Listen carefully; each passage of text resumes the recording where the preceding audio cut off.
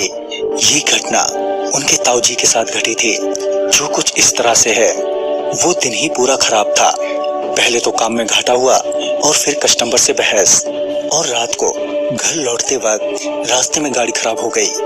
मेरा तो पहले से ही दिमाग खराब था और अब घर जाने में भी आफत हो रही थी। मैं उस वक्त इतना गुस्से में था कि बिना कुछ सोचे ही 20 किलोमीटर का रास्ता पैदल ही तय करने लगा।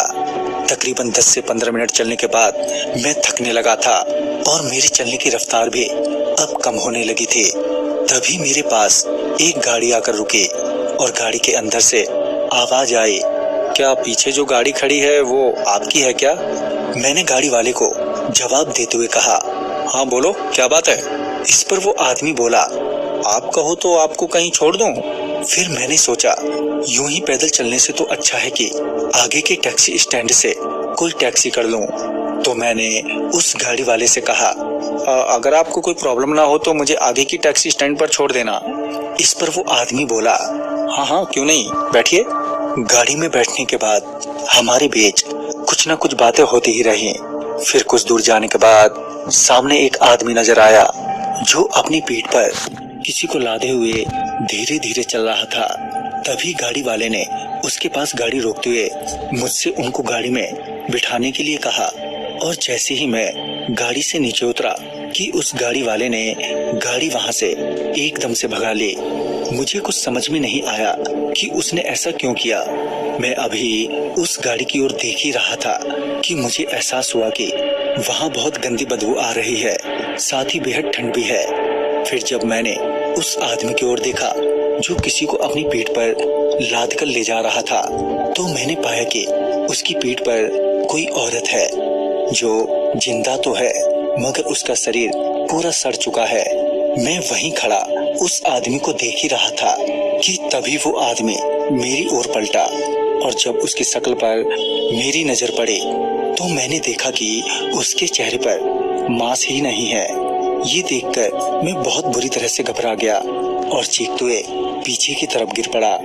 उस आदमी ने अपनी पीठ से उस औरत को उतारते हुए नीचे रखा और मेरी ओर बढ़ा। मैं अब तक इतना डर चुका था कि डर के मारे मेरा शरीर बिल्कुल भी काम नहीं कर रहा था, सिवाय मेरे दिल के जो जोर जोर से धड़क रहा था। वो आदमी मेरे पास आया और मेरी टांग पकड़कर खींचते हुए उस औरत के पास ले गया। फिर उस औरत ने मेरी टांग पकड़ी और उसे वो चबाने लगी, मगर मुझे दर्द नहीं हो रहा था, मगर मैं अपने पांव से खून निकलता हुआ साफ साफ देख पा रहा था। उस औरत ने देखते ही देखते मेरे पांव का पंजा पूरा खा लिया। अब मैं समझ गया था कि मेरा बचना मुश्किल है, मगर तभी वही गाड़ी वाला फुल स्पीड में वापस मेरे पास आया, और मेरे पास आते ही उसने गाड़ी रोक दी और तुरंत ही वो गाड़ी से बाहर निकला।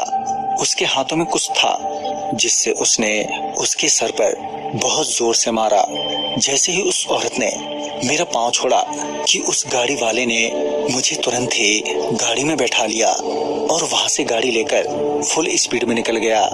गाड़ी में बैठने के बाद अब मैं बेहोश होने लगा था और मेरे पांव से बहुत तेजी से खून बह रहा था, मगर उस गाड़ी वाले ने जल्दी ही मुझे एक हॉस्पिटल में पहुंचा दिया, जहां समय रहते ही मेरे पांव से खून निकलना रोक लिया गया।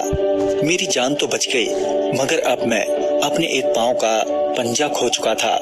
कुछ दिनों तक हॉस्पिटल में रहने के बाद जब थोड़ी छानबीन की तो पता चला कि वो जो सड़क पर हमें लोग मिले थे, दरअसल वो आदमी अपनी बीवी को बहुत मारता पीटता, और जिस वजह से उसकी बीवी को बहुत गहरे घाव हो गए थे, जिसके चलते उसकी मौत हो गई थी। उसके मौत के बाद उस आदमी को भी कुछ हो गया था। वो आदमी अपनी बीवी को जलाने की जगह वो उसे अपनी पीठ पर ही लाद कर घूमने लगा। फिर वो एकदम से मोहल्ले से गायब हो गया।